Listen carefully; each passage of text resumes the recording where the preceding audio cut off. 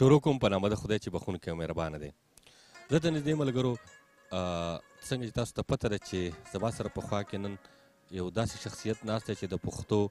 په مزاحیه شاعرۍ یا د پښتو په طنز و مزاح کې د هغه ډېر لوی نوم دی. هغه نوم چې د هر چا په خوله راغلی د هغه شعرونه چې کوم دي نو هغه په د مثالونو کې راغلي دي په هر څه کې، خو د هغه د ژوند په هکله تر اوسه پورې زما په خیال چا دا معلومات نه دي کړي چې بابا څنګه دی، په څه حالات کې دی. هیله لرم چې تاسو ټول یې پېژنئ، خو بهرحال د بابا نه در سره زر د هغه د ژوند یو څو خبرې کوم. السلام علیکم. وعلیکم السلام. بمبار صاحب، عبدالستار بمبار صاحب خو کتونکو چې بمبار صاحب د ژوند اولني پړاوونه تاسو کم چرته تېر کړي دي؟ نو اول خو مونږه زمینداري کوله او زمیندارۍ نه بعد ما ګرکاري شروع کړه. بیا هغه مې هم څه موده وکړه، بیا کاټلن کې مې دوکانداري وکړه. هغلته کې به پاتې کېدم او کله به کلي ته هم راتلم. خو په مزه مزه داسې زامن هم را لوی شو نو هغوی څه بار ته لاړل او څه په وطن پاتې شو. بابا تاسو ما دا اورېدلی چې تاسو ځایي د سوات یې؟ او زه د سوات یم. سوات کې د کوم ځای ستاسو سره کوټه. او کله راغلي؟ پلار مو راغلی. پلار تاسو دلته پیدا شوي لوی شوي د دې خاورې؟ او بالکل. بابا په ژوند کې درته څه داسې مشکلات یا څه راغلي دي؟ ډېر څه راغلي. هغه دا چې زمونږ هغوی راغلو نو مونږ زمینداري نیولې وه او هغه کې بیا په ډېر نږدې وخت کې چې مونږ لا واړه وو نو هغه مشر ورور مې او پلار رانه مړه شو. په نلکوټ کې ستاسو جایدادونه وو ذاتي که نه صرف ډېر وو او په هغه جنګ جګړو کې پاتې شو او دښمني راغله پاتې شو. اوس هم راته ځینې کسان وایي چېرې میلاوېدی چې خو مې ډېره ګرانه ده. شپېته اتیاو کالو خبره ده، دا به څنګه په لاس باندې دا به چېرته و. نو بس زه قلار شوی یم د دې خبرې نه. بابا شاعري د کوم وخت نه کوئ؟ شاعري خو ما هغه وخت کې ورته ویل نه چې زه شاعري کوم که څه کوم، خو واړه به کوڅې له راغلل او هغوی به دا شپېلې ویلوال چې کله زر راوځي که نه، زه به راووتم ناست به و ګپ به مو لګولو یا په ځمکه ناست یا په څه، خو ډېر دغه وخت و او داسې کسان به وو چې هغوی به حجرې نه زما رور راولېږه چې هغه ماشوم ځان سره راوله او یومه او نو داسې اوس پوه نه یم چې دغه به د 7 کالو وخت و یا به څه و داسې نږدې ورته. خو څه به مو وینو هلکان چې به راغلل نو موږ ورسره ګپ لګوو او هغه خبرو پورې به هغې هم خندل او موږ هم بیا مشغوله وو. بیا بس ماښام بل ماښام بیا په وخت راغلی وو. په وړوکوالي کې مې ستاسو کیسټ اورېده به ډېر زیات به چلېده، هغه کیسټ هم پوره نه و، تاسو سره ته یې حجره کې کړو. هغه تاسو ته یاد دی هغه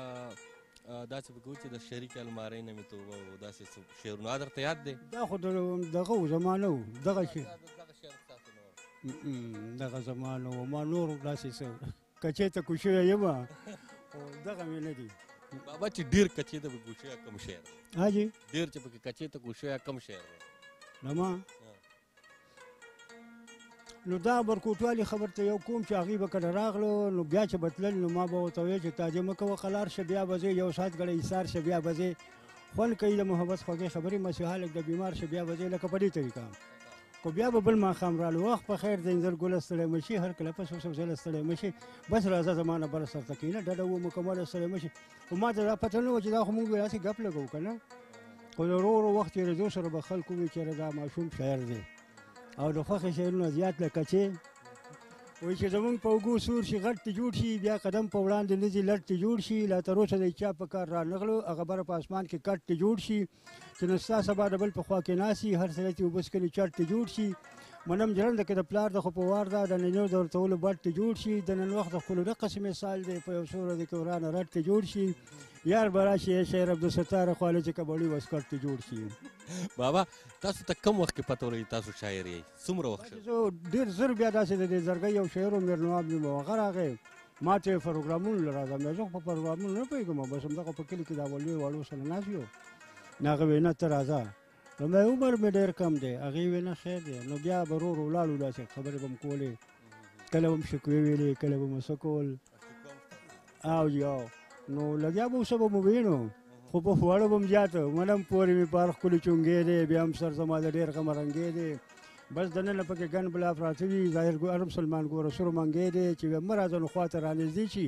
خلک وایي د سره ګیدړ سنګی دی ایله نه ایله داسې لږ لږ اندازه کړو واقعي چې په یو یو ننګی دی تنګ پرتوب کې پته دونه قدې لګي چې دا خټ بوړی مال شکرتنګی دی چې بمبار عبدالستار سره یادېږي نو پرې پوه شه چې دغه کاټلنګی دی او دا ورته په دې داسې لږ په دې زیړه ورسره پسې تللی یم که نه حاجي نور بله وایي چې مې نظر په چا وړو ولګي لکه سړی چې په چړو ولګي داسې لوګی مې د بدنه خیږي څنګه چې اور په بوساړو ولګي چې قلمرنګ اعتراض نه کوي زما به خاص په سیکړو ولګي د یار د ولول سټکونه ښکته لاس مې د کوچو په پیړو ولګي مونږ خو څنګه تاوان نه چې یو 85 دی په کیلو ولګي عبدالستار میلمه کوم د اشنا خیر کو روپۍ دو په غوړو ولګي ډېره مننه بابا که تو ملګرو ته څه پیغام ورکړې نو پښتنو ته یا شاعرانو ته هر چا ته چې خو یا خپلې محبوبې ته یا خپل محبوب ته زار نو دې ته به زه څه ووایم دا خو زمونږ د محفل کسان دي ټولو هسې زاړه وختونه مې یادېږي چې د هر خوا تردد او حیران ګورم څوک ځان فیانسري ګریوان ګورم د خمتا زړی جامې پټکې په روزو په عزت منوغه نران ګورم قول پیل چې دواړه برابر وي ګرځم دې دنیا کې داسې انسان ګورم چې پښتو وایي پښتو باندې مین وي د خالد بن ولید خاندان ګورم مفت واچې کوي په شره برابر وي ځنګلونه لټوم داسې پیران ګورم داسې څوک دي چې روټۍ پوزې یو شي دا خو زه یم چې ښه ورځان ګورم اتفاق د پښتنو عبدالستاره لکه زه چې د خپل لاندې اسمان ګورم بابا په اخر کې راته دوی چې تاسو تعلیم شته حاجي تعلیم نشته تعلیم نشته دا ټوله شعر تاسو ته په یاد وي نو که څه پکې دي نه هغه به داسې شي چې که یو ټکی راته څوک ووایي نو بیا هغه ټوله یاد شي او نور لیکلي مونږ د کتاب نشته کتابونه مې لیکلي دي چاپ شوي هم دي ډېر او 205 یا شپږ اته چاپ شوي دي وګتونکو زړه ته نږدې ملګرو د بابا په هکله به ډېر معلومات حاصلول غواړي انشاءالله د هغه سره به ډېرې زیاتې خبرې کوو فلحال مې باوي چې د کتونکو سره د بابا دغه څو